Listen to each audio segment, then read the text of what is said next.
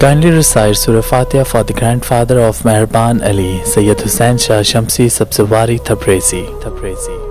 امام علی علیہ السلام کی خدمت میں ایک شخص آیا اور دستی ادب کو جوڑ کے عرض کرنے لگا، یا علی، ناکامی کی سب سے بڑی وجہ کیا ہے؟ بس یہ کہنا تھا تو امام علی علیہ السلام نے فرمایا، اے شخص، یاد رکھنا، اللہ نے اس زمین پہ دو قسم کے لوگ پیدا کیے، ایک وہ جو اللہ کی خلقت میں بھلائی تلاش کرتے ہیں، خوبی تلاش کرتے ہیں، اور دوسرے وہ جو اللہ کی خلقت میں برائی تلاش کرتے ہیں، خرابی تلاش کرتے ہیں۔ یاد رکھنا، جو انسان کسی انسان کی ہزاروں نیکیوں کے بعد بھی صرف ایک برائی کا ذکر کرتا رہے تو اللہ ایسے انسان کو ناکامی کی دلدل میں ڈھس دیتا ہے۔ میں نے اللہ کے رسول سے سنا کہ اگر کسی انسان میں 90% خرابیاں ہیں لیکن اس کے باوجود بھی 10% وہ اچھائی کرتا ہے تو اس کی اچھائی کو یاد کیا کرو، اس کی اچھائی کا ذکر کیا کرو، کیونکہ جو انسان